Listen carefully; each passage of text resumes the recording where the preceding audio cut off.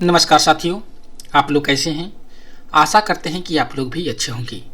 आप लोग मैसेज कर रहे थे कि सर AEE 30% कोटे का वैकेंसी आ गया है, इसके जितने भी प्रीवियस ईयर के क्वेश्चन हैं उसको डिस्कशन करवाइए, उससे काफ़ी बेनिफिट होगा।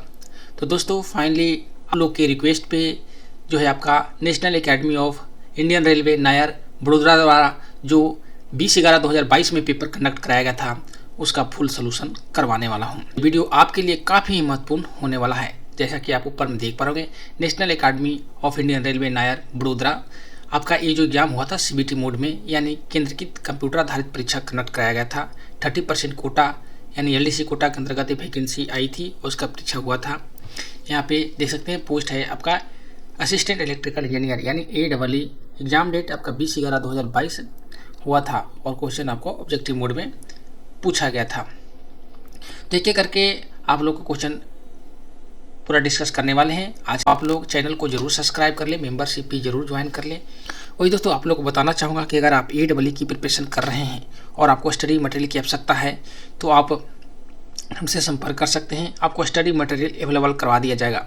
वही दोस्तों अगर आप मॉक टेस्ट और टॉपिक वाइज मॉक टेस्ट देना चाहते हैं तो आप मेरे एप्लीकेशन से भी ज्वाइन कर सकते हैं। वहाँ पे आप लोग को mock test, previous year question paper, PDF study material के रूप में अवेलेबल है, तो आप वहाँ से इसका फ़ायदा ले सकते हैं। तो एप्लीकेशन को डाउनलोड ज़रूर करें क्योंकि दोस्तों ये लंबे इंतज़ार के बाद में वैकेंसी आई है, फिर दोबारा आपको 2-3 साल इंतज़ार करना पड़ेगा। तो जितना भी आपके पास क्षमता है पूरा मेहनत कीजिए और फाइनली इसमें से आप एक सीट पक्का कीजिए। स्टार्ट करते हैं। पहला नंबर प्रश्न है कि change of height of the contact wire should be achieved very gradually to avoid. संपर्क तार की ऊंचाई में परिवर्तन बहुत धीरे धीरे किया जाना चाहिए ताकि किसे बचा जा सके। किसे बचने के लिए किया जाता है तो यहाँ पे ऑप्शन देखिए, संपर्क तार और पेंटोग्राफ के बीच ढीला संपर्क, इससे भी बचा जाता है। खराब करंट कनेक्शन, इससे भी बचा जाता है। पेंटोग्राफ संपर्क तार पर अधिक दबाव से, इससे भी बचा जाता है। यानी यहाँ पर देखिए तो राइट जो आंसर होगा ऑप्शन नंबर D, सभी से बचने के लिए किया जाता है। अचानक ऊंचाई बदलने से पेंटोग्राफ का संतुलन बिगड़ सकता है, जिससे ढीला संपर्क, खराब करंट कनेक्शन और अधिक दबाव उत्पन्न हो सकता है। तो ऑप्शन नंबर आपका D राइट होगा। नेक्स्ट है कि आपका 25 के भी AC ट्रैक्शन में न्यूटन ड्रॉपर पर कैटेनरी और संपर्क तार के बीच में अच्छी दूरी कितनी होती है। तो कैटेनरी और जो आपका संपर्क तार के बीच में अच्छी जो दूरी होती है आपका 150 mm होता है। ठीक है, यह दूरी OHE की सही ज्योमेट्री बनाए रखती है और पेंटोग्राफ के सुचारू संचालन में सहायता करती है। कैटेनरी वायर और स्मॉल जंपर में क्या समान है। कैटेनरी वायर और स्मॉल जंपर में आपका जो है number of stand, option number आपका 1 राइट होगा। 4वां प्रश्न है IS 1866-2000 के अनुसार नए ट्रैक्शन ट्रांसफार्मर में मिनरल ऑयल का फ्लैश पॉइंट कितना होना चाहिए। तो ये कितना होता है आपका 130 डिग्री C होता है। तो ऑप्शन नंबर आपका C राइट होगा। उच्च फ्लैश पॉइंट ट्रांसफार्मर ऑयल की जो अग्नि सुरक्षा सुनिश्चित करवाता है। ठीक है, TSS के ट्रैक्शन ट्रांसफार्मर में टैप चेंजर का भाग कौन सा नहीं है, इसमें दिया गया है। तो टैप चेंजर का जो भाग नहीं है आपका बुशिंग नहीं है। तो ऑप्शन नंबर आपका जो होगा D राइट होगा। आपका bearing, four selector, shaft, copper, brush assembly और spring in moving contact holder इस सबसे रिलेटेड है। बुशिंग ट्रांसफार्मर का इंसुलेशन एवं कनेक्शन भाग है, टेप चेंजर का भाग नहीं है। नेक्स्ट प्रश्न है पेंटोग्राफ के सुचारू ट्रांजिशन के लिए 2 OHE का न्यूनतम ओवरलैप कितना होना चाहिए। पेंटोग्राफ को सुचारू ट्रांजिशन के लिए 2 OHE का न्यूनतम ओवरलैप कितना होना चाहिए, कितना होता है तो 6 मीटर होता है। तो ऑप्शन नंबर आपका जो होगा B राइट होगा, 6 मीटर। 6 मीटर का न्यूनतम ओवरलैप पेंटोग्राफ को बिना बाधा दूसरे OHE पर ट्रांसफार्मर होने देता है। 7 नंबर प्रश्न है 25 के भी TSS में NCT का उपयोग किसकी सुरक्षा के लिए किया जाता है। 25 के भी TSS में NCT का प्रयोग जो होता है आपका कैपेसिटर बैंक के लिए किया जाता है। तो ऑप्शन नंबर आपका जो होगा 1 राइट होगा। NCT असंतुलित धारा का पता लगाकर कैपेसिटर बैंक की सुरक्षा करता है। ठीक है, सेकेंडरी लाइन यार्ड साइडिंग पर पावर ब्लॉक किसके द्वारा किए जाता है। Power block on secondary line yards siding are granted by तो किसे, तो ASM/YM से किया जाता है। ऑप्शन नंबर आपका जो होगा सी राइट होगा। ठीक है, एयर साइडिंग का नियंत्रण ASM/YM के पास होती है, यह पावर ब्लॉक कर देता है। 9 नंबर है पवन दबाव को ध्यान रखकर ओएचई स्पैन का निर्धारण किस IS कोड पर आधारित होती है। इसकी जो कोड है IS 875/2015 है। तो ऑप्शन नंबर आपका बी राइट होगा। IS 875 संरचनाओं के लिए पवन भार सहित डिजाइन लोड दिए गए हैं। ठीक है, इंसुलेशन सामग्री के थर्मल वर्गीकरण के अनुसार वायु श्रेणी किस तापमान तक उपयुक्त होता है। तो वायु श्रेणी जो होता है 90 डिग्री C तक। ऑप्शन नंबर आपका जो है एक राइट होगा। नेक्स्ट है 11 नंबर प्रश्न, TSS के ट्रैक्शन ट्रांसफार्मर में बुशिंग सीटी का उपयोग किसके लिए किया जाता है। बुशिंग सीटी का जो उपयोग किया जाता है DFR के लिए किया जाता है। तो ऑप्शन नंबर आपका जो है बी राइट होगा। बुशिंग सीटी से प्राप्त करंट सिग्नल DFR को दिए जाते हैं जिससे फॉल्ट और डिस्टर्बेंस का विश्लेषण किया जा सके। शोल्डर विथ किससे संबंधित है। तो शोल्डर विथ जो है आपका ये संबंधित है फाउंडेशन से। ऑप्शन नंबर आपका जो होगा सी राइट होगा। शोल्डर विथ जो है ओएचई संरचना की स्थिरता हेतु फाउंडेशन की चौड़ाई को दर्शाती है। समपार फाटक पर सड़क की सतह से रेल हाइट गेज की ऊंचाई कितनी होनी चाहिए। ये कितना होता है 4.78 मीटर होता है। तो ऑप्शन नंबर आपका डी राइट होगा। सड़क वाहनों की स्वच्छित क्लियरेंस हेतु रेल हाइट गेज की जो ऊंचाई होती है 4.7 मीटर निर्धारित है। तो काफ़ी इंपॉर्टेंट प्रश्न है, इसे आप जरूर नोट डाउन करेंगे। एसी ट्रैक्शन में सपोर्ट पर समानता इनकम्प्रेस कितना होता है। एसी ट्रैक्शन में सपोर्ट पर समानता जो इनकम्प्रेस होता है 1.4 मीटर का होता है। तो ऑप्शन नंबर आपका जो होगा एक राइट होगा।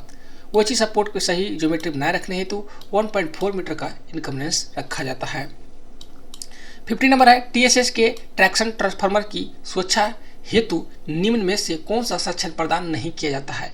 इसमें जो है आपका प्रेशर रिलीफ डिवाइस, ऑयल तापमान, DPR और कम तेल स्तर। यहाँ पे जो है आपका DPR नहीं रहता है, उसके अलावा सभी रहते हैं। तो ऑप्शन नंबर आपका सी राइट होगा। DPR निगरानी और रिकॉर्डिंग के लिए होता है, यह सुरक्षा उपकरण नहीं है। तो DPR का क्या काम है, निगरानी और रिकॉर्डिंग के लिए। टाई रॉड इंसुलेटर का उपयोग किसमें किया जाता है। टाई रॉड इंसुलेटर का उपयोग यह आपका आइसोलेटर स्विच असेंबली में किया जाता है। तो ऑप्शन नंबर आपका बी राइट होगा। टाई रॉड इंसुलेटर का उपयोग आपका आइसोलेटर स्विच असेंबली में किया जाता है। टाई रॉड इंसुलेटर आइसोलेटर के ऑपरेटिंग मैकेनिज्म के इंसुलेशन या आंतरिक कनेक्शन प्रदान करता है। टाई रॉड क्या करता है, टाई रॉड इंसुलेटर आइसोलेटर के ऑपरेटिंग मैकेनिज्म में इंसुलेशन व यांत्रिक कनेक्शन प्रदान करता है। ट्रैक्शन सिस्टम में रिमोट कंट्रोल के कारीगर कुशल कर्मचारियों को कौन सा योग्यता प्रमाण पत्र दिया जाता है। ट्रैक्शन सिस्टम में रिमोट कंट्रोल के कारीगर जो होते हैं कुशल कारीगर को जो दिया जाता है आपका TR8 का दिया जाता है। ऑप्शन नंबर आपका जो होगा बी राइट होगा। TR प्रमाण पत्र रिमोट कंट्रोल ट्रैक्शन उपकरण पर कार्य करने हेतु अनिवार्य होता है, यह कुशलता का प्रमाण पत्र होता है। प्राथमिक एलिमेंट्री सेक्शन की आपूर्ति किसके द्वारा नियंत्रित की जाती है। तो किसके द्वारा, ये आइसोलेटर के द्वारा किया जाता है। ऑप्शन नंबर आपका सी राइट होगा। मेंटेनेंस हेतु एलिमेंट्री सेक्शन को नियंत्रित आइसोलेटर करने के लिए आइसोलेटर प्रयुक्त होता है। WAG9 लोगों का एक्सल लोड कितना होता है, वेरी वेरी इंपॉर्टेंट प्रश्न। तो इसका जो एक्सल लोड होता है आपका 20.5 टन होता है। ऑप्शन नंबर आपका जो होगा सी राइट होगा।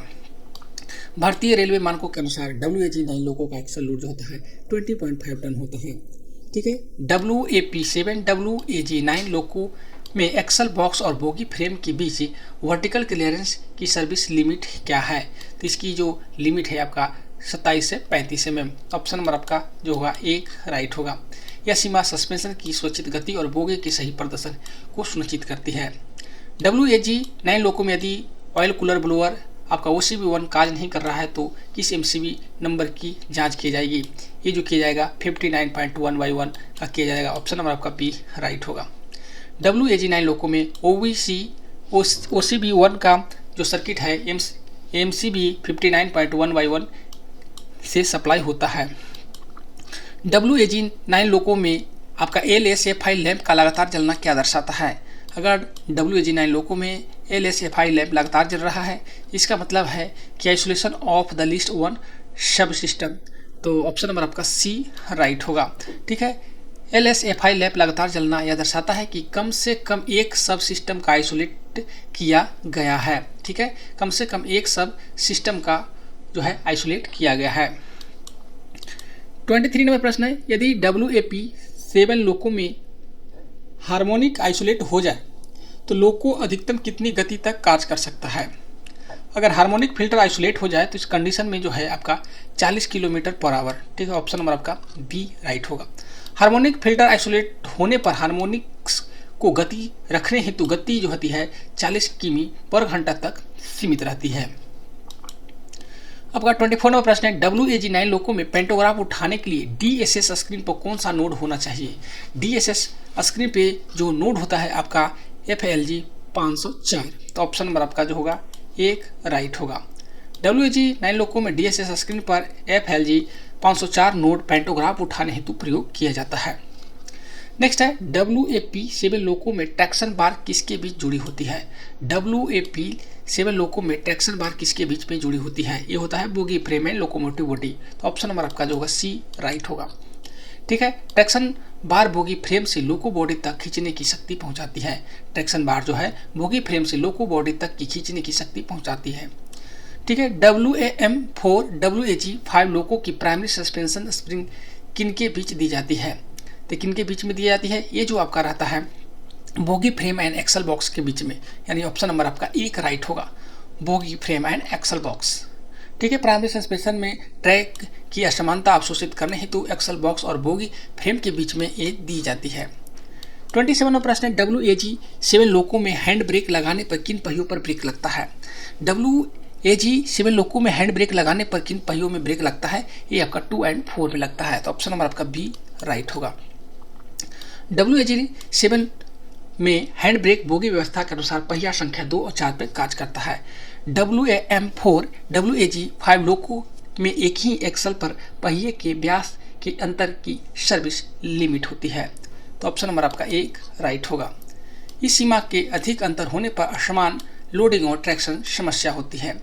ठीक है, 7.5 मिमी व्यास के लीक होल तथा WPSW दबाकर किए गए कंप्रेसर क्षमता परीक्षण में BP प्रेशर कितने से कम नहीं होना चाहिए?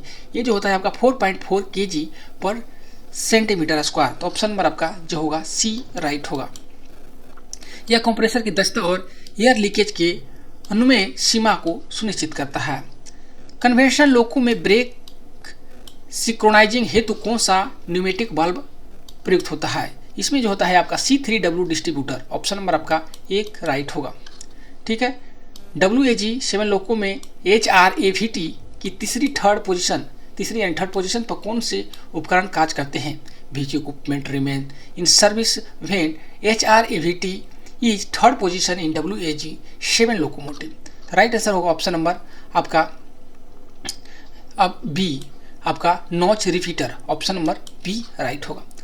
कन्वेंशनल लोको में विद्युत आपका रियोस्टैटिक ब्रेकिंग के लिए कौन सा कॉन्ट्रैक्टर दिया गया है? Which contractor is provided for electric आपका रियोस्टैटिक ब्रेकिंग इन कन्वेंशनल लोकोमोटिव, तो ऑप्शन नंबर आपका सी 145 डी नंबर। ठीक है, सी 145 कॉन्ट्रैक्टर रियोस्टैटिक ब्रेकिंग सर्किट को सक्रिय करता है। 3 कंप्रेसर वाले कन्वेंशनल लोको में HCP स्विच की कुल कितनी पोजीशन होती है? 3 कंप्रेसर वाले कन्वेंशनल लोको में HCP स्विच की कुल संख्या आपकी 8 होती है, तो ऑप्शन नंबर आपका डी राइट होगा। ठीक है, तीनों कंप्रेसर के अलग अलग एवं उपयुक्त नियंत्रण हेतु 8 पोजीशन होती है। कन्वेंशनल लोको में GR के मैनुअल कंट्रोल के दौरान किस रिले को बेज करना अनुमति नहीं होता है? Beijing of the which relay is not allowed during the manual control of GR in conventional locomotive, तो ऑप्शन नंबर आपका जो होगा Q44, option number B right होगा। उसके बाद में है वेडिंग Q आपका 44 relay can cause unsafe operation during आपका मैनुअल GR कंट्रोल। 35 नंबर है आपका, यदि C107 कॉन्ट्रैक्टर क्लोज हो और MVRH कार्य नहीं कर रहा हो तो लोगों को कैसे चलाया जाएगा? अगर C107 काम नहीं कर रहा है और MVRH भी काम नहीं कर रहा है तो इस कंडीशन में आपका क्या होगा? तो आपका होगा clear block section with GR notching up to 5th notch. ठीक है, तो ऑप्शन नंबर आपका जो होगा एक राइट होगा। WAP4 लोको में IOH शेड्यूल का अंतराल क्या होता है? आपका WAP4 लोको में IOH जो शेड्यूल का समय अंतराल होता है आपका 4.5 ईयर्स या 9 लाख आपका विच इज अर्लियर। ठीक है, तो ऑप्शन नंबर सी राइट होगा। ठीक है, भारतीय रेलवे में मेंटेनेंस शेड्यूल के अनुसार WAP4 लोगों में IOH जो है आपका 4.5 वर्ष या 9 लाख किमी जो भी पहले हो उस पर किया जाता है।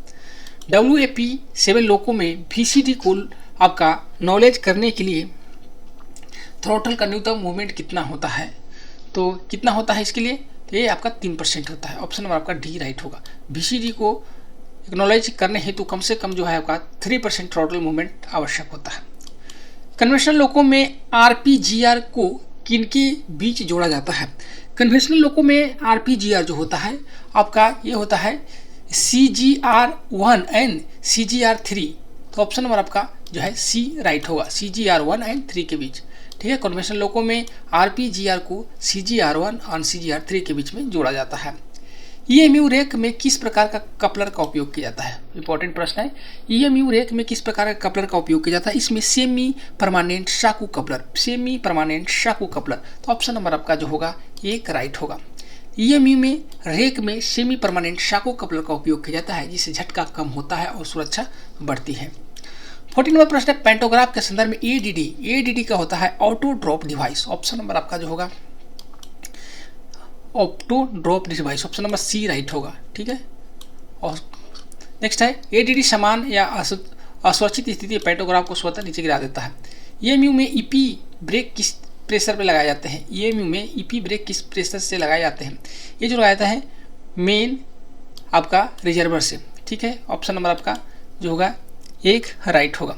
मॉडल SOP 2018 के अनुसार नॉन स्टिक सेफ्टी आइटम जो किसी भी स्वीकृत डिटेल असिस्टमेंट में शामिल नहीं है उसके लिए मूल्य से ऊपर वेटिंग आवश्यक है। तो कितने? 10 लाख से ऊपर। ऑप्शन नंबर सी राइट होगा।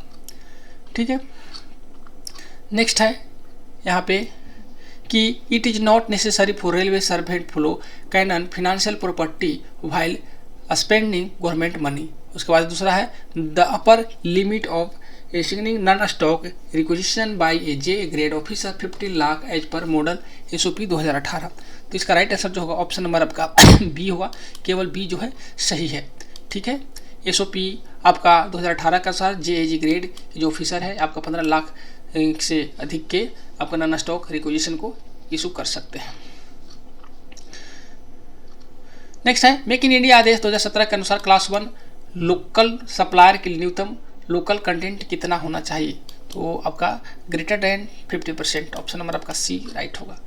ठीक, क्लास 1 लोकल सप्लायर के लिए कम से कम आपका 50% लोकल कंटेंट आवश्यक है। सरकारी खरीद में लाभ प्राप्त करने के लिए AMSC अपना पंजीकरण कहाँ करा सकते हैं? AMSC पंजीकरण जो होता है आपका any of the given option यहाँ आप करा सकते हैं। ANSIC में करा सकते हैं, DIC में भी करा सकते हैं, COIR में भी करवा सकते हैं। तो ऑप्शन नंबर आपका डी राइट होगा। MSC किसी भी मान्यता प्राप्त एजेंसी में पंजीकरण करा सकते हैं। Which of the following statement is true? यहाँ पे every contract and agreement, every agreement में कैन नॉट बी कॉन्ट्रैक्ट। तो राइट आंसर ऑप्शन नंबर आपका सी होगा, बोथ। नेक्स्ट है हर संविदा अनुबंध पर हर अनुबंध संविदा नहीं होता है। ठीक है, हर संविदा अनुबंध है पर हर अनुबंध जो है संविदा नहीं होता है। GCC अप्रैल 2022 के अनुसार एलो जारी करने के कितने दिनों के भीतर PG जमा करनी होती है? ये जो होती है 21 डेज। ठीक है, एलो जारी होने के बाद 21 दिनों के भीतर आपका PG जमा करनी होती है। उसके बाद ऐसे ग्रेड अधिकारी के लिए टेंडर न बुलाकर कोटेशन स्वीकार करने की ऊपरी सीमा होती है आपका 10 लाख। ऑप्शन नंबर आपका एक राइट होगा। ऐसे ग्रेड अधिकारी को 10 लाख प्रति केस तक अधिकार प्राप्त है। 49वां प्रश्न है ठेकेदार के कारण देरी होने पर कार्य अवधि कैसे बढ़ाई जाती है?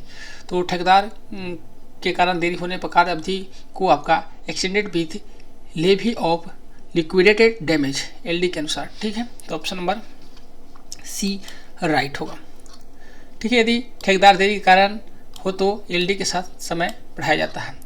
ठीक है, सबसे सुरक्षित आर्थिक सिस्टम कौन सा है? सबसे आर्थिक सुरक्षित जो है आपका TNS। ठीक है, TNS system has separate neutral and earth conductor making its the safest. TNS system में न्यूट्रल और अर्थ अलग अलग होते हैं इसलिए यह सबसे सुरक्षित होता है। एक एस्केलेटर में वह सहायक ढांचा जिस पर विभिन्न अवयव लगाए जाते हैं क्या कहलाता है? क्या कहलाता है? तो एक ट्रस कहलाता है। ठीक है, ट्रस एस्केलेटर का मुख्य भार कहने वाला ढांचा होता है जिस पर सभी आंतरिक एवं विद्युत घटक लगाए जाते हैं, यानी truss carriage passenger load and dynamic forces. ठीक है। उसके बाद hoistway is related to elevator not escalator. ठीक है। ट्रस यात्रियों के भार और गतिशील बलों को सहन करता है।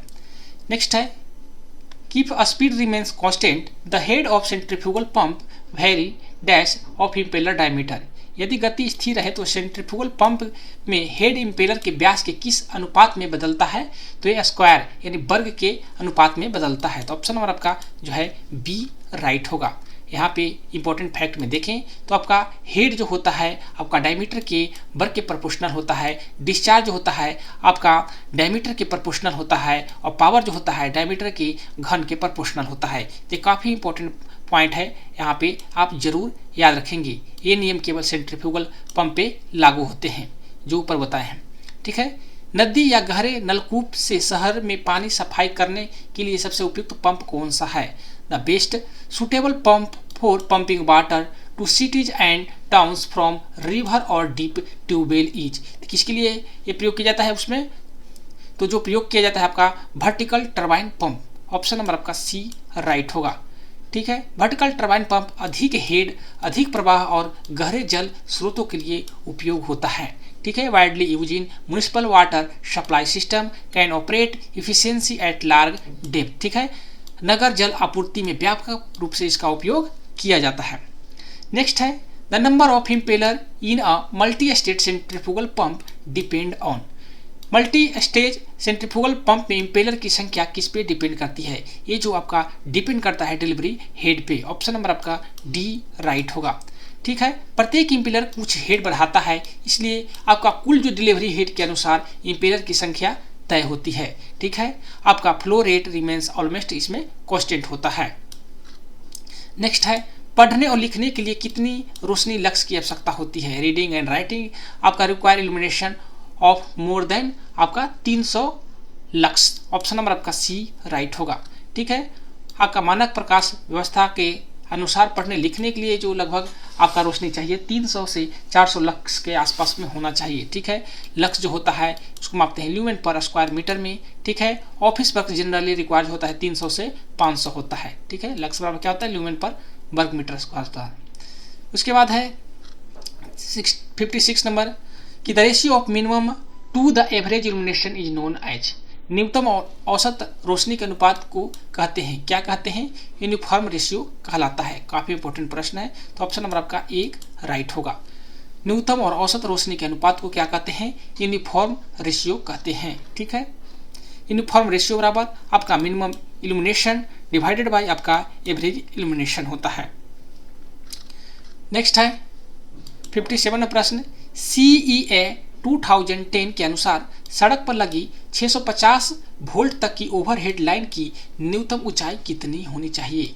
इसकी न्यूनतम जो ऊंचाई होती है आपका 5.5 मीटर होती है। ऑप्शन नंबर आपका जो होगा एक राइट होगा। ठीक है। सी सुरक्षा नियम के अनुसार 650 वोल्ट तक की लाइन के लिए 5.5 मीटर क्लियरेंस आवश्यकता होता है। Clearance increase with increase in voltage, voltage बढ़ाने पर क्लियरेंस भी बढ़ जाता है। ठीक है। उसके बाद CA 2010 के अनुसार 650 से अधिक और 11 के भी तक की लाइन के लिए न्यूनतम क्षैतिज दूरी कितनी होनी चाहिए? इसमें कितनी होती है? 1.2 मीटर होता है। क्षैतिज दूरी हॉरिजॉन्टल आपका जो डिस्टेंस होता है 1.2 मीटर होता है। ठीक है। फ्लैश ओवर से बचाव हेतु CA नियम के अनुसार 1.2 दूरी निर्धारित है। ठीक है। क्षैतिज दूरी विद्युत फ्लैश ओवर से ये सुरक्षा देती है। नेक्स्ट है शॉर्ट सर्किट की स्थिति में XLPE केबल कंडक्टर का अधिकतम तापमान कितना हो सकता है? शॉर्ट सर्किट के कंडीशन में जो XLPE केबल है उसका जो तापमान है आपका 250 डिग्री सेंटीग्रेड तक सह सकता है। तो ऑप्शन नंबर आपका जो होगा बी राइट होगा। ठीक है। XLPE केबल का समान जो तापमान होता है आपका 90 डिग्री होता है, नॉर्मल टेम्परेचर होता है, लेकिन 250 डिग्री तक सहन कर सकता है। इलेक्ट्रिक लोको में ट्रांसफार्मर ऑयल के संदर्भ में DGA का अर्थ क्या है?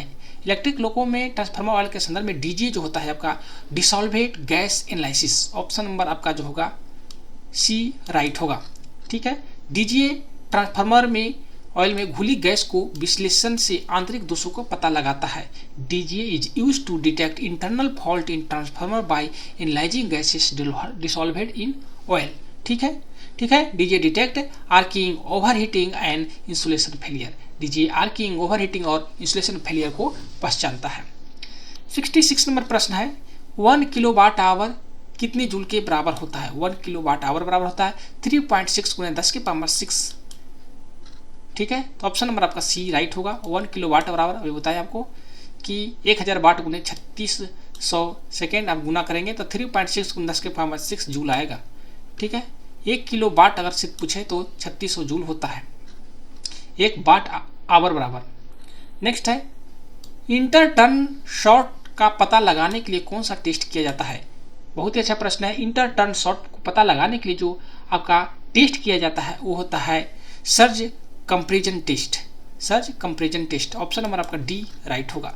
सर्ज कंपैरिजन टेस्ट आपका बाइंडिंग में इंटर शॉर्ट पहचानने के लिए सबसे प्रभावी होता है। Surge comparison test is most effective for detecting inter turn short in winding. ठीक है, इंटर टर्न शॉर्ट बाइंडिंग की आपका इंडक्टेंस बदल देता है। क्या बदलता है? तो उसकी इंडक्शन जो होता है बदल देता है। नेक्स्ट है in 3 phase 50 hertz 1500 RPM synchronous motor will have how many poles? तो बहुत ही अच्छा प्रश्न है और आप लोगों को फार्मूला कई बार बता चुका हूँ वीडियो में कि एन एस बराबर क्या होता है 120F/P होता है। ये फार्मूला लगाएंगे यहाँ पे निकल जाएगा। सिंक्रोनस स्पीड बराबर 120F/P होता है। आप वैल्यू पुट करेंगे तो आपको 4 पोल आएगा। ठीक है, ये आपका सिंक्रोनस गति की आपका फार्मूला है, बहुत ही इंपॉर्टेंट फार्मूला है। इससे रिलेटेड यहाँ पे क्वेश्चन आता है तो इसे जरूर नोट डाउन करेंगे। ठीक है, यदि डाइलेक्ट्रिक पदार्थ में विद्युत क्षेत्र में रखा जाए तो क्षेत्रीय की तीव्रता क्या होगी? देखिए, अगर डाइलेक्ट्रिक पदार्थ को विद्युत क्षेत्र में रख रहे हैं तो उसमें उस क्षेत्र की जो तीव्रता होगा वो डिक्रीज हो जाएगा। ठीक है, तो ऑप्शन नंबर आपका बी राइट होगा। डाइलेक्ट्रिक रखने से ध्रुवीकरण के कारण विद्युतीय क्षेत्र कम हो जाता है, यानी इंसर्टेशन।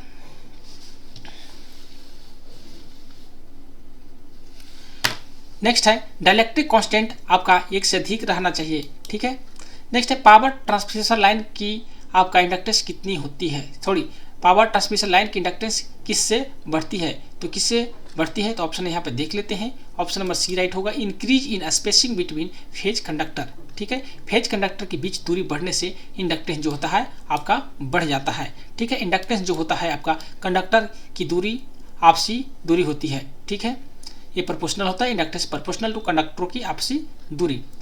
कंडक्टर का कौन सा आकार होने पर कोरोना लॉस कम होता है? देखिए, कंडक्टर का कौन सा आकार होने पर कोरोना लॉस कम होगा? सबसे कम कोरोना लॉस जो होता है आपका सर्कुलर जो शेप होता है उसमें होता है। तो ऑप्शन नंबर आपका जो होगा एक राइट होगा। वृत्ताकार कंडक्टर में विद्युत क्षेत्र समान होते हैं जिससे कोरोना लॉस कम होता है। तो किस कारण से ये कोरोना लॉस कम होता है? क्योंकि वृत्ताकार कंडक्टर विद्युत क्षेत्र इसमें समान होते हैं। नेक्स्ट है कोरोना सतह की असमानता पर निर्भर करता है। कोरोना सतह की असमानता पर, अगर सतह रुखड़ा ज़्यादा हो तो उस पर डिपेंड करेगा। नेक्स्ट है मॉसफेट एक डिवाइस है। मॉसफेट कैसा डिवाइस है? ये वोल्टेज कंट्रोल है। ऑप्शन नंबर आपका बी राइट होगा। बहुत ही इंपॉर्टेंट प्रश्न है, जेई के लिए भी मोस्ट इंपॉर्टेंट प्रश्न है, तो जरूर ध्यान रखिएगा। तो ये है वोल्टेज कंट्रोल होता है। मॉसफेट संचालन गेट सोर्स वोल्टेज पर डिपेंड करता है। मॉसफेट का इनपुट इम्पिडेंस बहुत ही हाई होता है। ठीक है, आपसे पूछा जा सकता है कि मॉसफेट का आपका इम्पिडेंस कितना होता है? तो बहुत हाई होता है। ठीक है, डीसी जनरेटर में मैकेनिकल और इलेक्ट्रिकल डिग्री समान कब होती है? बहुत ही अच्छा प्रश्न है। आपका डीसी जनरेटर में मैकेनिकल और इलेक्ट्रिकल डिग्री आपका जब समान होगी, जब नंबर ऑफ पोल आपके 2 होंगे। तो ऑप्शन नंबर आपका जो होगा डी राइट होगा। ठीक है, जब पोल 2 होते हैं तब जो है दोनों डिग्री समान होते हैं। इलेक्ट्रिकल कोण पोल की संख्या पे डिपेंड करता है। यहाँ पे इलेक्ट्रिकल डिग्री बराबर, यहाँ पे फॉर्मूला भी देख सकते हैं, मैकेनिकल डिग्री गुने आपका P/2 होता है, वेन P बराबर 2 बोथ आर इक्वल। ठीक है, तो ये काफ़ी इंपॉर्टेंट चीज़ है, आप इसे जरूर नोट डाउन कर लें। इलेक्ट्रिकल डिग्री बराबर मैकेनिकल डिग्री गुने आपका P/2 होता है।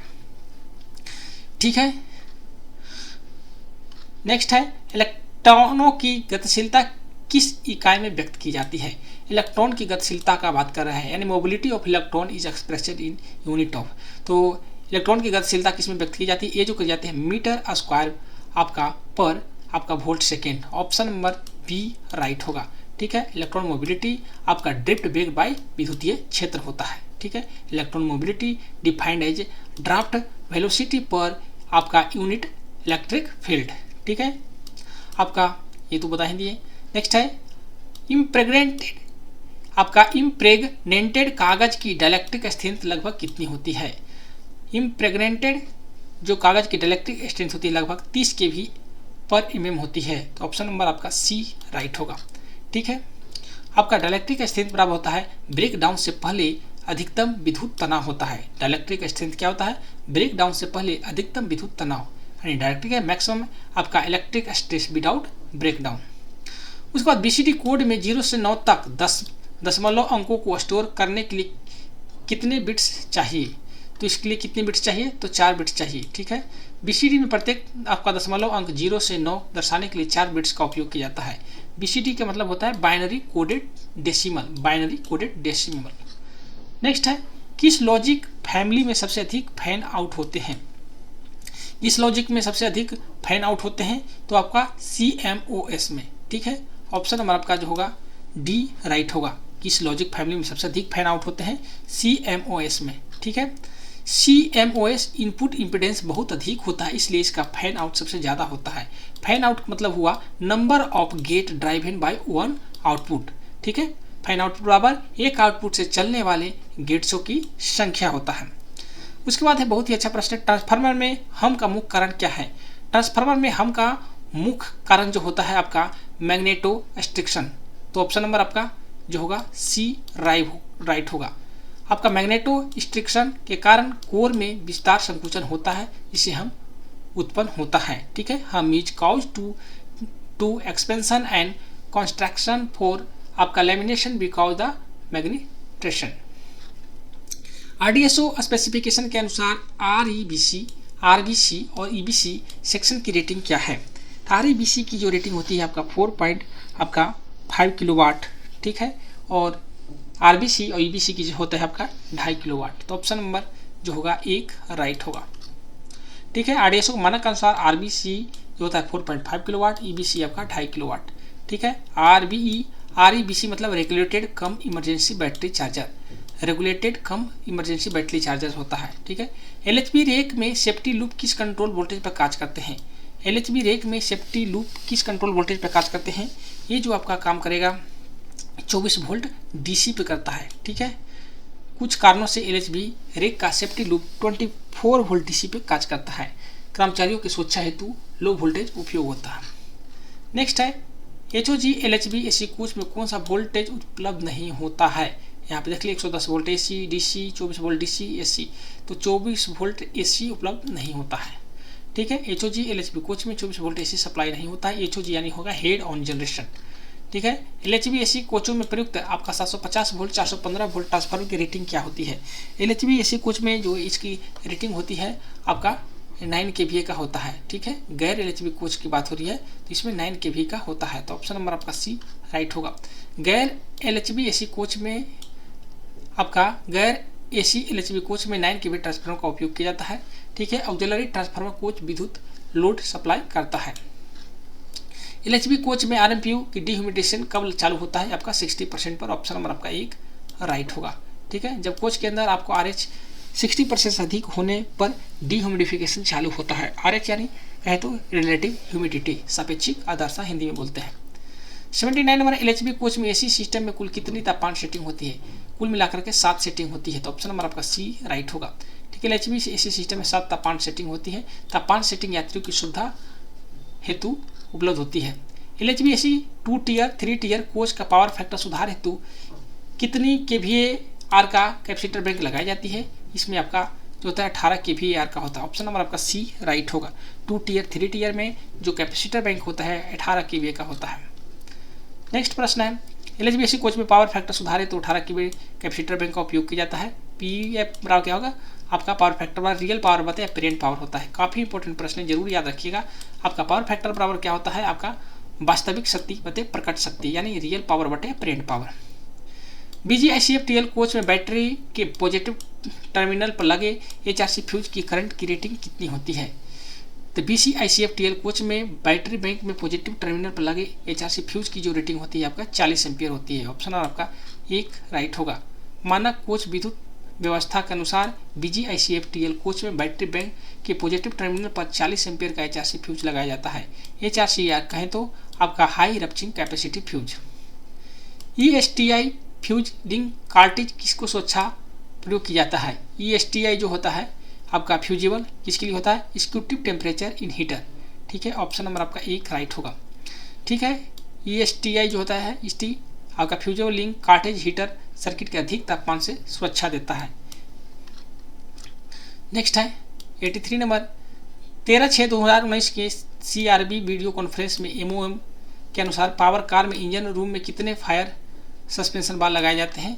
इसमें 8 लगाए जाते हैं। ऑप्शन नंबर आपका डी राइट होगा। नेक्स्ट है दिनांक 13/6/2019 की CRB वीडियो कॉन्फ्रेंस में MOM के अनुसार इंजन रूम में 8 फायर आपका एस्पिरेशन बॉल लगाए जाते हैं। ठीक है, फायर एस्पिरेशन बॉल आग लगने पर स्वतः सक्रिय हो जाती है। 84 नंबर है होटल लोड कन्वर्टर HLC के बारे में कौन सा कथन सही नहीं है? इसमें आपका सही नहीं है B number, to operate at a maximum input power factor of 0.8।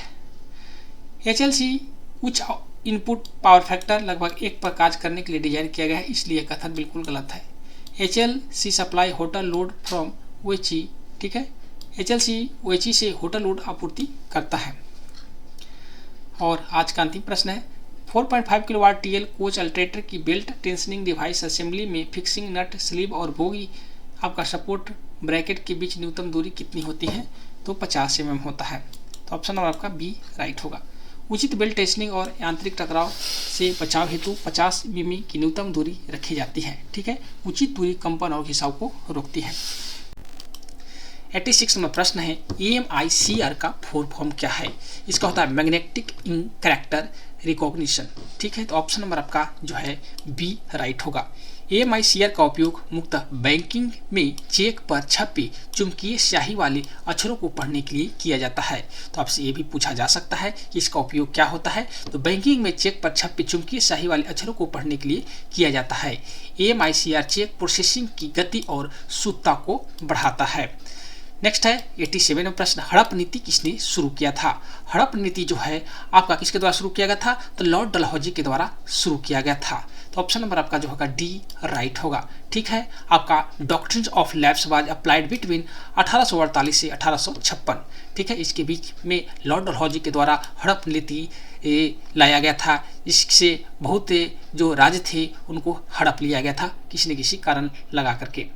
उसके बाद है SMP का फुल फॉर्म क्या है? SMP बहुत इंपॉर्टेंट चीज़ है, तो इसका होता है स्विच मोड पावर सप्लाई। ठीक है, तो राइट आंसर ऑप्शन नंबर आपका जो होगा डी राइट होगा। ठीक है, यहाँ पे SMP जो होता है उच्च दक्षता और छोटे आकार का होता है। SMP जो होता है डिवाइस का उपयोग करके विद्युत शक्ति को कुशलता से परिवर्तित किया जाता है। ठीक है, नेक्स्ट है कौन सा नियम कहता है कि IC में ट्रांजिस्टर की संख्या हर 2 वर्ष में दुगनी हो जाती है? तो कौन कहता है? तो आपका जो है मूर ला। तो ऑप्शन नंबर आपका जो होगा 1 राइट होगा। मूर का नियम IC में ट्रांजिस्टर घनत्व की जो तीव्र वृद्धि को दर्शाता है। कथकली शास्त्रीय नृत्य किस राज्य से संबंधित है? कथकली जो शास्त्रीय नृत्य है हाँ कथकली की यहाँ क्या है? तो कथकली केरल का है। ठीक है, तो ऑप्शन नंबर आपका सी राइट होगा। कथकली केरल से उत्पन्न एक राष्ट्रीय शास्त्रीय नृत्य है। ठीक है, कथकली में भव्य वेशभूषा और मुख्य सज्जा होती है। ठीक है, अब इम्पोर्टेंट जो क्लासिकल डांस है देख लेते हैं। जैसे भारतनाट्यम आप लोग सुनते होंगे, बहुत बार पूछता है भारतनाट्यम कहाँ का है?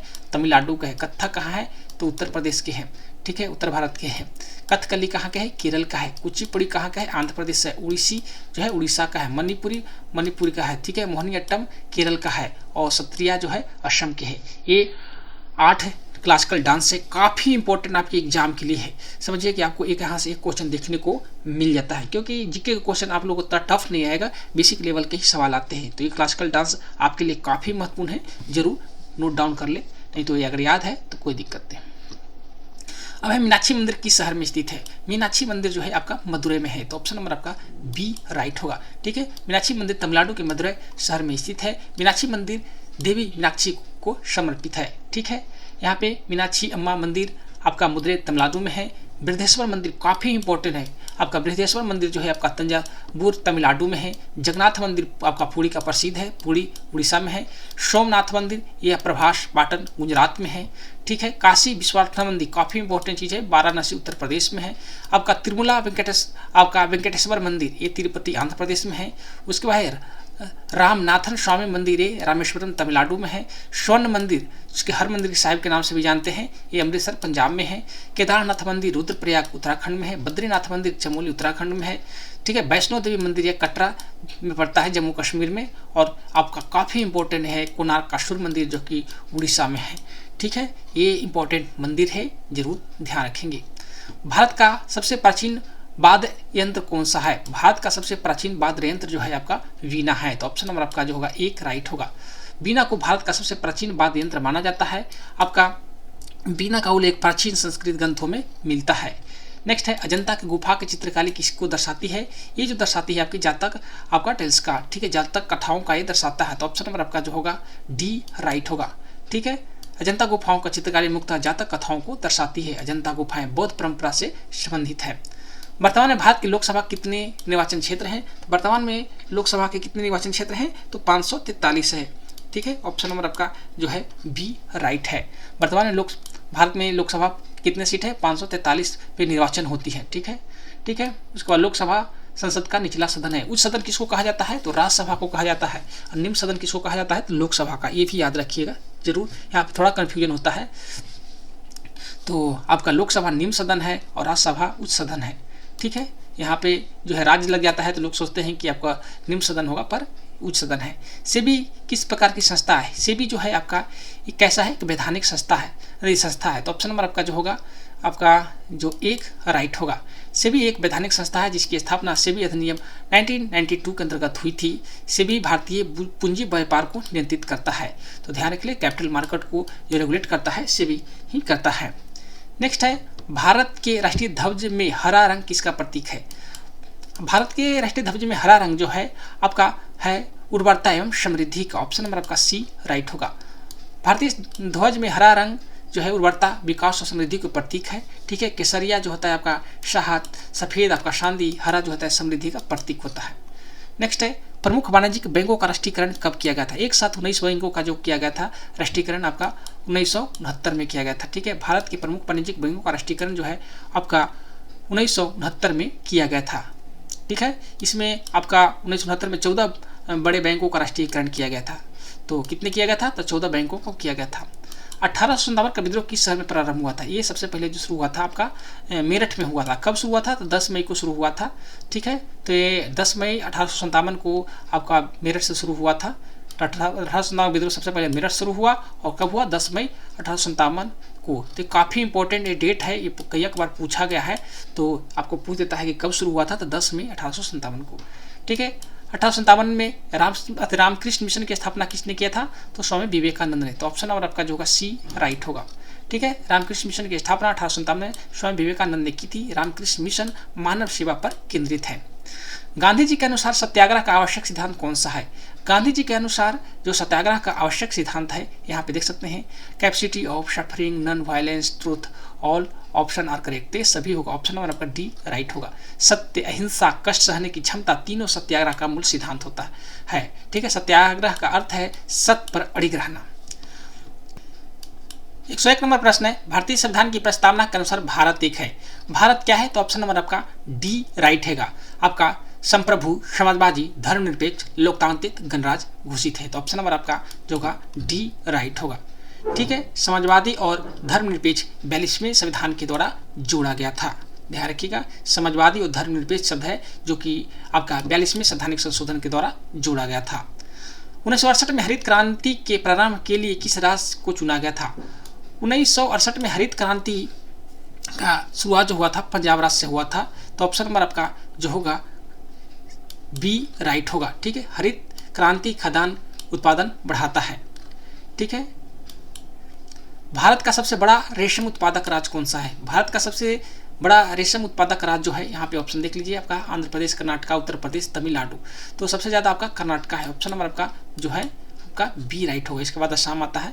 कर्नाटक भारत का सबसे बड़ा रेशम उत्पादक राज्य है। कर्नाटक भारत का लगभग 30% अधिक रेशम उत्पादन करता है।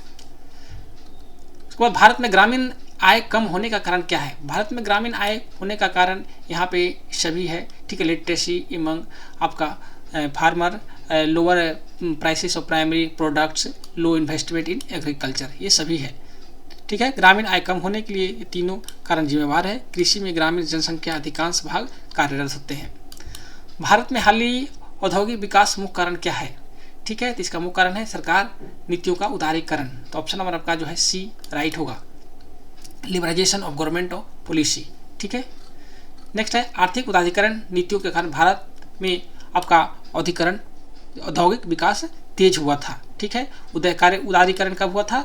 तो 1991 में हुआ था। इसमें कौन सा शहर महत्वपूर्ण नहीं था? तो इसमें कौन सा है आपका जो है सांची महत्वपूर्ण नहीं था। यहाँ पे देख सकते हैं अशोक काल में पटलिपुत्रा, उज्जैन और तक्षशिला जो नगर थे आपका थे। हालांकि यहाँ पे देखें पाटलिपुत्र मौर्य राज्य का राजधानी भी थी, तो सांची इसमें जो है आपका महत्वपूर्ण नहीं था, जबकि उज्जैन, तक्षशिला और पाटलिपुत्र आपका महत्वपूर्ण था। हरिसेन के दरबार में कवि और मंत्री कौन थे? तो समुद्रगुप्त थे। हरिसेन किनके दरबार में? समुद्रगुप्त में थे। तो ऑप्शन आपका जो होगा बी राइट होगा। हरिसेन समुद्रगुप्त के दरबारी कवि मंत्री थे और उन्हें प्रयाग प्रशस्ति की रचना की थी, ठीक है। प्रयाग प्रशस्ति समुद्रगुप्त की विजयों का वर्णन हुआ। नेक्स्ट है ऐहोल की राजधानी कहाँ थी? ऐहोल आपका चालुक्यों की थी। तो ऑप्शन नंबर आपका जो होगा आपका डी राइट होगा। ऐहोल बादामी चालुक्यों की प्रारंभिक राजधानी थी। ऐहोल को भारतीय मंदिर वास्तुकला की जन्मभूमि भी कहा जाता है। 109 नंबर है प्राचीन काल में पंचाकित सिक्के बनाए जाते थे। किससे बनाए जाते थे? तो सिल्वर से। ऑप्शन नंबर आपका जो होगा एक राइट होगा, ठीक है। प्राचीन काल में पंचाकित जो सिक्के होते हैं किससे बनाए जाते थे? सिल्वर से बनाए जाते थे। भारत में प्राचीन काल में अधिकांश पंचाकित सिक्के आपका चांदी से बनाए जाते थे। नेक्स्ट है मध्यकालीन महाराष्ट्र में भक्ति परंपरा का प्रमुख केंद्र था। तो कहाँ था? तो पंढरपुर। ऑप्शन नंबर आपका सी राइट होगा, ठीक है। पंढरपुर विनोबा भक्ति परंपरा का प्रमुख केंद्र था। संत तुकाराम, संत ज्ञानेश्वर पंढरपुर से ही जुड़े हुए थे।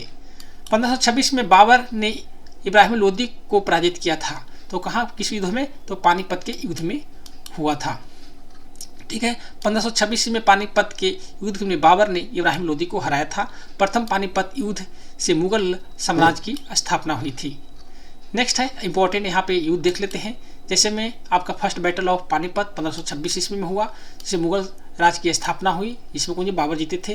दूसरा जो है 1556 ईस्वी में हुआ था, अकबर और हेमू के बीच में हुआ था, ठीक है। आपका इसमें मुगल सट्टा सुदृढ़ हुआ, यानी बाबर यहाँ पे अकबर यहाँ पे जीते थे।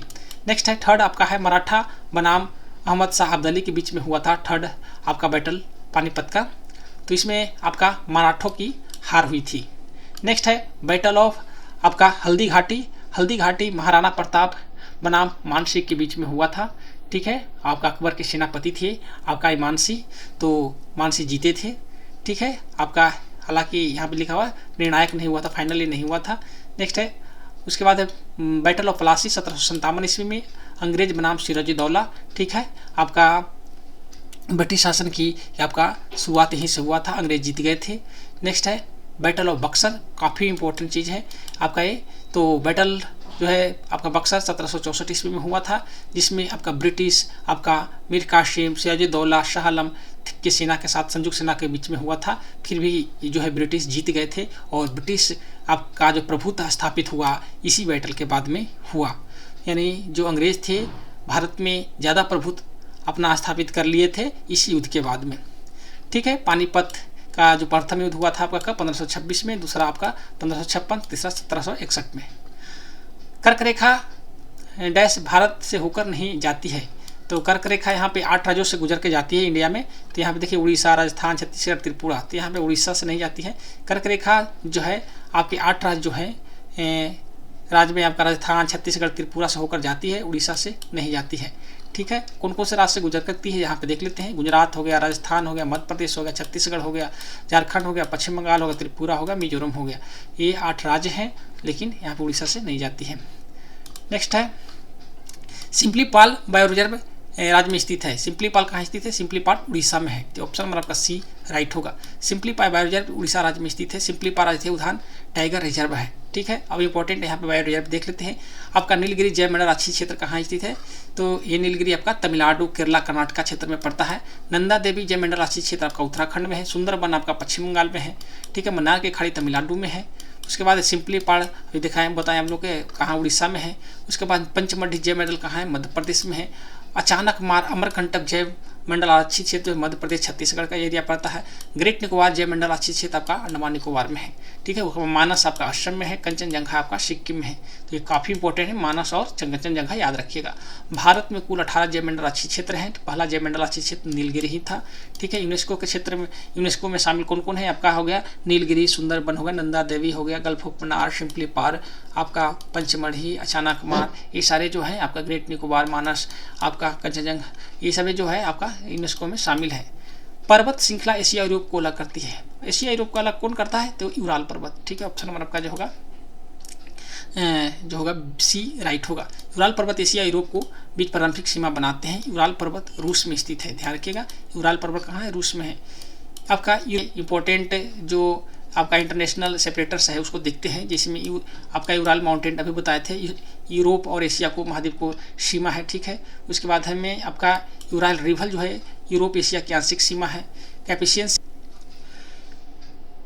कैकोकस माउंटेन जो है आपका यूरोप एशिया की दक्षिणी सीमा है। माउंट एल्ब्रुस यही स्थित है यूरोप की सबसे ऊंची चोटी। ठीक है, उसके बाद में बास्पोरस जो स्ट्रेट है तुर्की के यूरोपीय एशियाई भाग को अलग करता है। उसके बाद डार्डनेल्स स्ट्रेट। ठीक है, डार्डनेल्स स्ट्रेट जो है आपका तुर्की में यूरोप एशिया की जल सीमा है। सुएज कैनाल जो है अफ्रीका और एशिया को अलग करता है। बेरिन स्ट्रेट जो एशिया और उत्तरी अमेरिका को अलग करता है। ठीक है, आपका पनामा जो है उत्तर और दक्षिण अमेरिका को अलग करता है। उसके बाद डराके पासेज जो है आपका जो है दक्षिण अमेरिका और अंटार्कटिका को अलग करता है।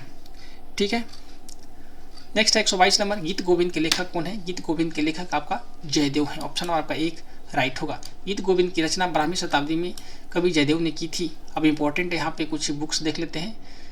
जैसे गीत गोविंद जो है राधा कृष्ण भक्ति पर आधारित है। आपका बुक देते व्यक्ति है इंपॉर्टेंट, जैसे गीत गोविंद के लेखक जयदेव। ठीक है, मेघदूत के कालिदास है, विज्ञान शकुंतलम के कालिदास है, राजतरंगिणी के आपका कल्हण है, अर्थशास्त्र के कौटिल्य चाणक्य है, रामचरितमानस के तुलसीदास, महाभारत के वेद व्यास, ऋग्वेद की आपका सबसे प्राचीन वेद है ऋग्वेद आपका। उसके बाद में है पंचतंत्र के Vishnu Sharma, discovery of India के जवाहरलाल नेहरू है।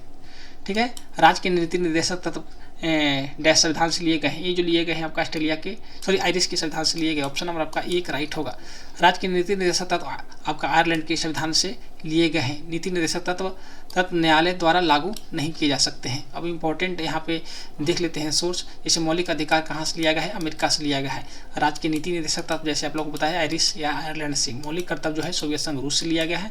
आपका संसदीय व्यवस्था ब्रिटेन से लिया गया है। एकल नागरिकता ब्रिटेन से लिया गया है। संघीय व्यवस्था अमेरिका से लिया गया है। आपातकालीन जो है जर्मनी के वेइमर सिद्धांत से है। ठीक है, रेटिनॉल का रासायनिक नाम क्या है? यहाँ पे पूछा गया विटामिन के नेम। तो रेटिनॉल जो होता है विटामिन ए का। तो ऑप्शन नंबर आपका सी राइट होगा। रेटिनॉल विटामिन ए का रासायनिक नाम है। विटामिन ए दृष्टि से आवश्यक है। ठीक है, दृष्टि के लिए, आई के लिए बहुत इंपॉर्टेंट है। इंपॉर्टेंट यहाँ पे अगर देखें विटामिन के नाम, विटामिन ए जैसे बताया आपका रेटिनॉल, इसे कमी से आपका रतौंधी रोग होता है। विटामिन B1 बी ग्रुप में, बी कॉम्प्लेक्स में, तो आपका B1 जो है इसका नाम है थायमिन। इससे बेरी रोग होता है। बहुत ही इंपॉर्टेंट चीज़ें ध्यान रखिएगा। विटामिन बी की कमी से कौन है? बेरी रोग होता है। विटामिन B2 से इसका नाम है राइबोफ्लोविन, आपका ओट का फटना। ठीक है, विटामिन आपका 3 का है नियासिन, इसे प्यागला रोग होता है। विटामिन 6 को है पैराडॉक्सिन, इसे एनीमिया। आपका B9 होता है फोलिक एसिड, इसे मेगालोब्लास्टिक एनीमिया। ठीक है, विटामिन B12 से इसका नाम है क्वालामिन। इसके बाद परनिशियन एनीमिया।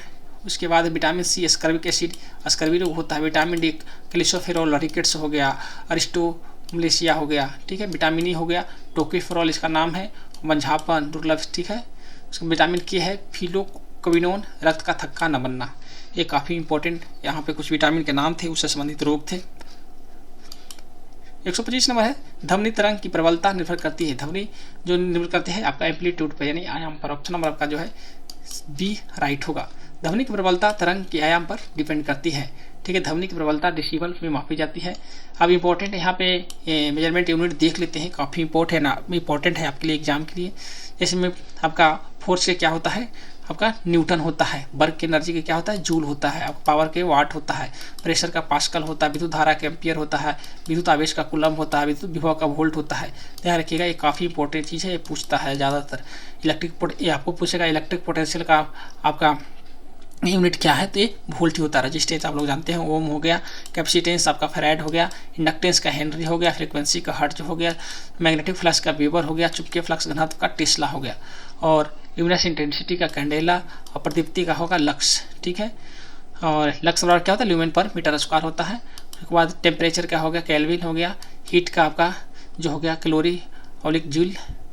ठीक है, आपका एंगुलर वेलोसिटी के रेडियन पर सेकेंड हो गया, मोमेंटम का आपका केजी मीटर पर सेकेंड हो गया, डेंसिटी का आपका केजी पर घन मीटर हो गया।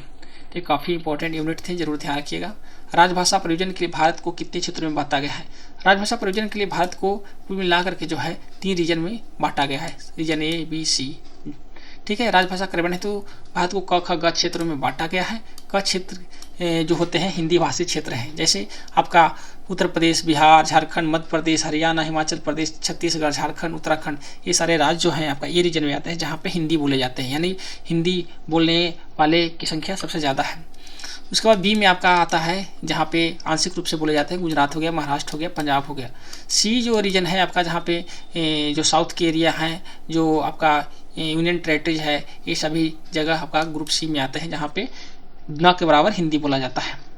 ठीक है, तो आपका ये हिंदी बेल्ट हो गया, बी आपका पार्शियल हिंदी, और सी जो है नन हिंदी ऑलिव आपका यूटी हो गया। तो ये आपका शॉर्टकट में है, ये जो है आपका हिंदी बेल्ट को कहते हैं, बी पार्शियल हिंदी को, सी नन हिंदी। जहाँ हिंदी नहीं बोला जाता है सी में आता है। ख क्षेत्र में आने वाला राज्य पर आप लोग बताए थे, इसमें कौन है, पंजाब है। ठीक है, तो ऑप्शन नंबर आपका जो है बी राइट होगा। ठीक है, ख क्षेत्र आंशिक रूप से हिंदी प्रयोग होने वाला राज्य आते हैं। ठीक है, गुजरात, महाराष्ट्र, पंजाब हो गया। उस क क्षेत्र में आने वाला राज्य, क क्षेत्र में अभी सभी बताया था कुछ हिंदी भाषी क्षेत्र होते हैं। छत्तीसगढ़ इसमें शामिल, छत्तीसगढ़ इसमें शामिल है, जबकि महाराष्ट्र हो गया, कर्नाटक हो गया, आंध्र प्रदेश ये शामिल नहीं है, बिहार, झारखंड, छत्तीसगढ़ शामिल है। नेक्स्ट है संविधान के भाग 17 का संबंध किससे संबंधित? भाग का 17 का संबंध जो है आपका संघ एवं राज्यों की राजभाषा से है। तो दोस्तों एक जो है आपका क्वेश्चन को डिलीट कर दिया है, क्योंकि इसमें कोई भी ऑप्शन में जो है ऐसा नहीं लिखा गया है संघ की राजभाषा, विश्व की राजभाषा, राज्य की राजभाषा, देश की राजभाषा। जो संविधान में भाग 17 में जो संबंधित है संघ एवं राज्यों की राजभाषा से, तो ऑप्शन नंबर आपका यहाँ पे कोई नहीं है, इसलिए डिलीट कर दिया गया था। राइट आंसर जो होगा संघ एवं राज्यों की राजभाषा दोनों होगा, संघ एवं राज्यों की राजभाषा शामिल है। ठीक है, नेक्स्ट है यहाँ पे प्रत्येक वर्ष हिंदी दिवस मनाया जाता है। प्रत्येक वर्ष हिंदी दिवस आपका 14 सितंबर को मनाया जाता है। ध्यान रखिएगा, विश्व हिंदी दिवस अगर पूछे तो आपका 10 जनवरी को होगा। तो यहाँ पे विश्व हिंदी दिवस पूछ रहा है, 14 सितंबर राइट होगा। हिंदी को संघ की राजभाषा के रूप में अपनाए जाने की स्मृति में प्रत्येक वर्ष 14 सितंबर को हिंदी दिवस मनाया जाता है। ठीक है, 14 सितंबर 1949 को हिंदी को संघ की राजभाषा के रूप में अपनाया गया था। संविधान का भाग 17 राजभाषा से संबंधित है। वही दोस्तों आप लोग को बताना चाहूँगा कि अगर आप डिपार्टमेंटल एग्जाम की प्रिपरेशन कर रहे हैं और आपको स्टडी मटेरियल की आवश्यकता है तो आप हमसे संपर्क कर सकते हैं, आपको स्टडी मटेरियल अवेलेबल करवा दिया जाएगा। वही दोस्तों मेरा application ASWR education point play store पर लाइव है, वहाँ से डाउनलोड कर सकते हैं। वीडियो के डिस्क्रिप्शन में भी लिंक दे दिया गया है, वीडियो के आइकन में भी लिंक दिया गया है, आप वहाँ से भी डाउनलोड कर सकते हैं। एप्लीकेशन पर आप लोग को स्टडी मटेरियल, मॉक टेस्ट सारे अवेलेबल है, वहाँ से आप डाउनलोड करके अपनी स्टडी को बूस्ट कर सकते हैं। तो एप्लीकेशन से जरूर जुड़े। राजभाषा अधिनियम 1963 की धारा 3 का 3 कब से प्रभावी हुआ था? तो धारा 3 का 3 जो है 26 जनवरी 1965 से लागू हुआ था। तो ऑप्शन नंबर आपका जो होगा 1 राइट होगा। काफी इंपॉर्टेंट प्रश्न है दोस्तों। ठीक है, धारा 3 का 3 जो है हिंदी अंग्रेजी द्विभाषिक प्रयोग को सुनिश्चित करती है। तो आप लोग को ये भी पूछा जा सकता है कि जो आपका bilingual use in Hindi English जो राज्य आपका भाषा है किस सेक्शन के अंतर्गत में है? तो धारा 3 के 3 में है। नेक्स्ट है राजभाषा अधिनियम 1963 की धारा 4 किससे संबंधित है? देख सकते हैं यहाँ पे धारा 3 का 3 पूछा, यहाँ पे धारा 4 पूछ रहा है। धारा 4 जो है आपका पार्लियामेंट्री ऑफिशियल लैंग्वेज कमेटी से संबंधित है। तो ऑप्शन नंबर आपका जो होगा बी राइट होगा। आप लोगों को सभी धारा याद करके जरूर रखना है, यहाँ से आपको 1 से 2 क्वेश्चन जरूर देखने को मिलेंगे। ठीक है, तो धारा 4 जो है संसदीय राजभाषा समिति से संबंधित है। समिति हिंदी कार्यान्वयन की समीक्षा करती है। संविधान के अनुच्छेद 343-51 किस भाग में है? तो राजभाषा संबंधित किसे है? तो भाग 17 से। तो ऑप्शन नंबर आपका जो होगा सी राइट होगा। ठीक है, अनुच्छेद 343-51 जो है भाग 17 में है। नेक्स्ट है राजभाषा अधिनियम 1963 संशोधित 1967 किस धारा के अंतर्गत केंद्र सरकार नियम बना सकती है? तो सेक्शन 8 के अंतर्गत नियम बना सकती है। तो ऑप्शन नंबर आपका जो होगा 8, ऑप्शन नंबर 1 राइट होगा। ठीक है, धारा 8 केंद्र सरकार के नियम बनाने की शक्ति देती है राजभाषा नियम 1976 का आधार पे। ठीक है, तो ध्यान रखिएगा, राजभाषा अधिनियम पूछे तो आपका 1963 होगा और राजभाषा नियम पूछे तो 1976 होगा। नेक्स्ट है रेल मंत्रालय द्वारा निरीक्षण संसदीय राजभाषा समिति कौन सी उप समिति करती है? तो सेकेंड जो सब कमेटी होती है वो करती है। तो ऑप्शन नंबर आपका जो होगा बी राइट होगा। रेलवे की दूसरी उप समिति इसके अंतर्गत आता है। रेल मंत्रालय उप समितियों को विभाजित करते हैं। नगर राजभाषा कार्यान्वयन समिति की बैठक कितने अंतराल पर होती है? ध्यान रखिएगा, काफी इंपॉर्टेंट प्रश्न है। तो नगर राजभाषा कार्यान्वयन समिति की जो बैठक होती है 1 साल में 2 बार, यानी 6 महीने में 1 बार, वंस इन ए 6 मंथ। ठीक है, तो TOLIC जो है आपका 6 महीने में 1 बार होती है। संसदीय राजभाषा समिति के कुल कितने सदस्य होते हैं? इसमें टोटल जो है 30 सदस्य होते हैं। ठीक है, इसमें राज्यसभा से आपका 10 होते हैं और लोकसभा से 20 होते हैं। ठीक है, समिति में 30 सदस्य होते हैं, यहाँ पे मेंशन कर दिए हैं। 8वीं अनुसूची में कौन सी जो भाषा है विदेशी भाषा है? तो ये नेपाली भाषा जो है आपका विदेशी भाषा है। ठीक है, तो ऑप्शन नंबर आपका सी राइट होगा। नेपाली जो है 8वीं अनुसूची में शामिल एक विदेशी भाषा है। राजभाषा कार्यान्वयन समिति की बैठक का अंतराल क्या है? राजभाषा कार्यान्वयन समिति का जो बैठक होता है बहुत जल्द होता है, यानी 3 महीने में 1 बार होती है। तो ऑप्शन नंबर आपका जो होगा डी राइट होगा, यानी 1 वर्ष में 4 बार इसकी आपकी मीटिंग होती है। ठीक है, नेक्स्ट है कर्मचारी का हिंदी कार्यसाधक ज्ञान किस नियम के अंतर्गत दिए गए हैं? ध्यान रखिएगा, बहुत ही इंपॉर्टेंट प्रश्न है। कर्मचारी का हिंदी का कार्यसाधक ज्ञान किस नियम के अंतर्गत प्रभाषित किया गया है? तो ये रूल नंबर आपका जो है 10 में परिभाषित किया गया है। कार्यसाधक ज्ञान आपका है तो 10 में है। ठीक है, रूल नंबर 10 में LOR 1976। यह नियम 10 जो है आपका हिंदी कार्यसाधक ज्ञान को प्रभाषित करता है। 141 नंबर प्रश्न है डेड स्टॉक टूल्स एवं प्लांट रजिस्टर के सत्यापन के दौरान कौन सी निम्नलिखित जांच होती है? इसके अंतर्गत क्या होता है? इसके अंतर्गत जो होगा आपका ये सभी होगा, जैसे average shift issue and balance आपका करेक्टली पोस्टेड है कि नहीं, प्रॉपर आपका नॉमेनक्लेचर, प्राइस लिस्ट आपका मेजरमेंट सही है या नहीं है, periodical stock verification to weed out of unserviceable item, ये सारे जांच किए जाते हैं। तो ऑप्शन नंबर आपका डी राइट होगा। ठीक है, आपका सत्यापन में पोस्टिंग की शुद्धता, सही नामाकरण, नियमित स्टॉक जांच तीनों देखरेख किए जाते हैं। डेटा स्टॉक सत्यापन वित्तीय नियंत्रण सुनिश्चित करता है। नेक्स्ट है आपका पे ऑर्डर बुक की जांच में यह देखा जाता है कि प्रत्येक आहरण नियोजित तथा पे ऑर्डर जारी करने से पहले प्राप्त है कि नहीं। क्या है? तो सैंक्शन ऑफ कॉम्पिटेंट अथॉरिटी। तो ऑप्शन नंबर आपका जो है एक राइट होगा। सक्षम प्राधिकारी के द्वारा जो है ये आपका स्वीकृत है या नहीं। तो ऑप्शन नंबर आपका एक राइट होगा। नेक्स्ट है ट्यूशन फीस व शैक्षिक सहायता के दावे के आधार पर स्वीकृत किए जाते हैं।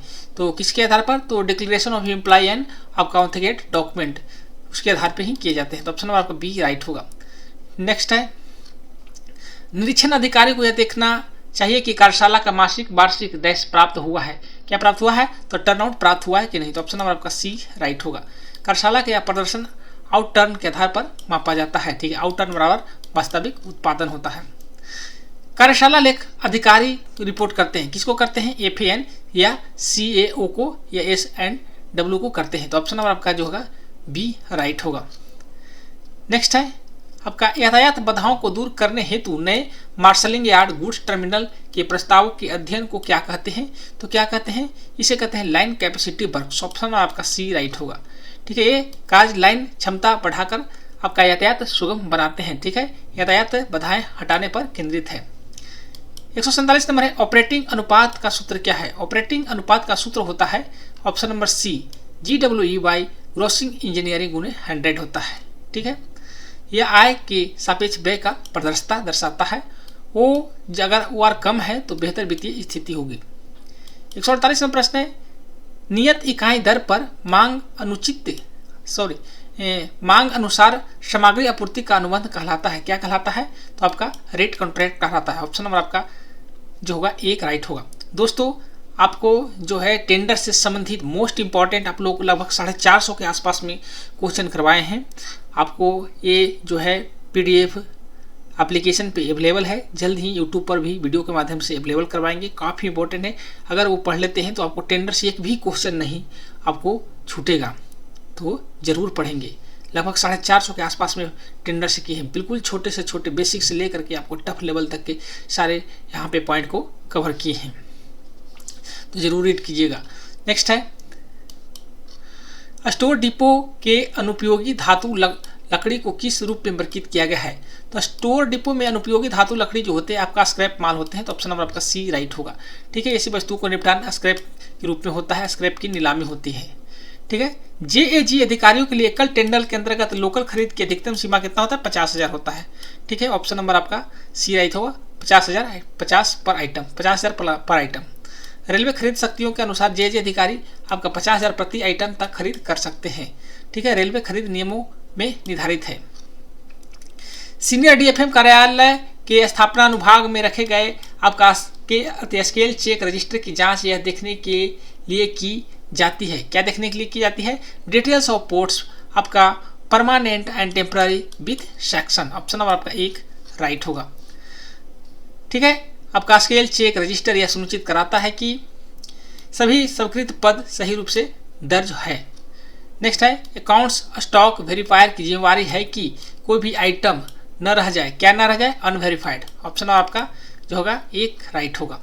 सभी वस्तुओं को सत्यापन आवश्यक होता है, 100% सत्यापन अनिवार्य है। रेलवे इकाइयों में जेम पर उपलब्ध सेवाओं की खरीद केवल जेम से ही करनी है, जैसे आपका वाहन किराए पर लेना, हाउसकीपिंग सेवाएं, कैटरिंग सेवाएं, सभी विकल्प सही है। तो यहाँ पे सभी सेवाएं लिया जाता है, तो ऑप्शन आपका D राइट होगा। सभी सूचीबद्ध सेवाएं जेम के माध्यम से खरीदी जाती है। ठीक है, जेम पारदर्शिता सुनिश्चित करता है। 155वां प्रश्न है आपका जो है मशीन एंड प्लांट। ठीक है, M&P कार्यक्रम प्रत्येक रेलवे द्वारा किस योजना मध्य में अंतर्गत बनाया जाता है? तो किसमें? इसका प्लान हेड आपका 41 है। ऑप्शन आपका B राइट होगा। नेक्स्ट है, इन्वेंट्री प्रबंधन में ABC विश्लेषण का अर्थ क्या है? ABC में आपका जो भी आपका हाई वैल्यू आइटम होते हैं उसमें इसका विश्लेषण किया जाता है, तो ऑप्शन नंबर आपका जो होगा B राइट होगा। ABC विश्लेषण उच्च मूल्य वाली वस्तुओं पर विशेष नियंत्रण करता है। ठीक है, ये श्रेणी की वस्तुओं पर सबसे अधिक नियंत्रण है। 156वां प्रश्न है, भंडार विभाग द्वारा सामग्री खरीदने के लिए लिमिटेड निविदाएं दिन की नोटिस अवधि के साथ जारी की जाती है, तो कितने? तो आपका ऑप्शन नंबर आपका D राइट होगा। ठीक है, स्टोर कोड के अनुसार लिमिटेड टेंडर की नोटिस अवधि सक्षम पदाधिकारी द्वारा तय की जाती है। यह निश्चित 7, 15, 45 दिन नहीं होते हैं, कोई भी दिन हो सकते हैं। लिमिटेड टेंडर की नोटिस अवधि लचीली होती है। रेलवे कर्मचारियों के लिए आपका NPS के अंतर्गत कौन सा टीयर अनिवार्य है? तो इसमें टीयर 1 अनिवार्य होता है, तो ऑप्शन आपका जो होगा B राइट होगा। NPS में टीयर 1 खाता अनिवार्य होता है, टीयर 2 वैकल्पिक है। ठीक है, टीयर 1 में अनिवार्य, टीयर 2 आपका वैकल्पिक होता है। उसके बाद यहाँ पे है RRB द्वारा सीधी भर्ती में OBC उम्मीदवारों को कितने वर्ष की छूट दी जाती है? इसमें 3 वर्ष की छूट दी जाती है, तो ऑप्शन नंबर आपका B राइट होगा।